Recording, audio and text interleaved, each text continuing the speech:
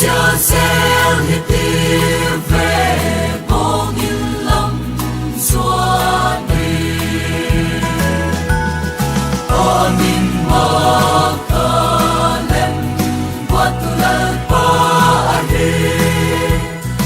amin asun patian hat lem na lalsapa gandin ahum piang tan alal na nusya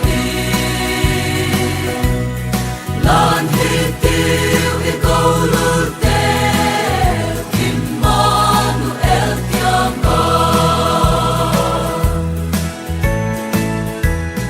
sol nay te hil again lok sa bodi agum lang kita Bethlehem bong ito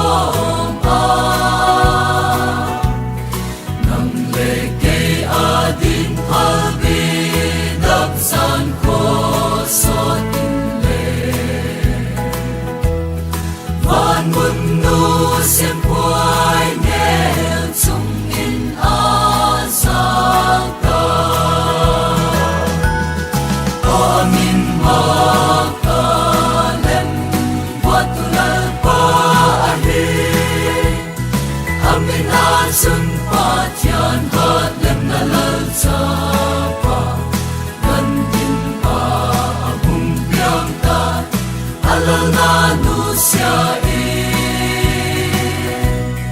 lan hitiu ikaw lurtel Immanuel tiang ka lay ahin leng le lal ten lok lo male ken vang o kangai na pen hi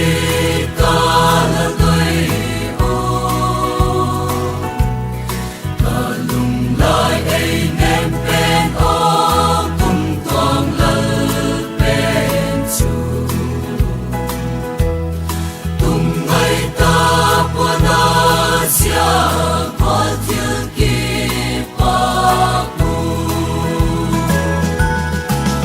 amin makalem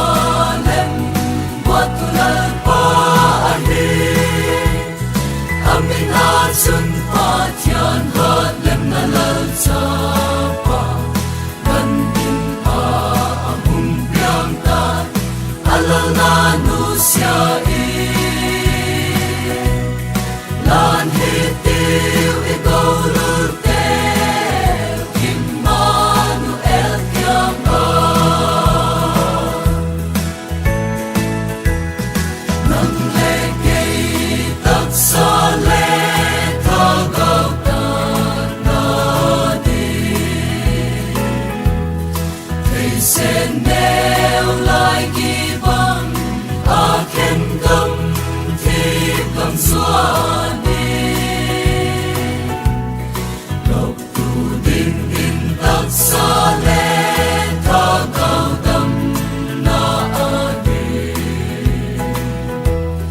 o paghitiu velal mesya humpiang amin makalem watulah paahe amin asun cha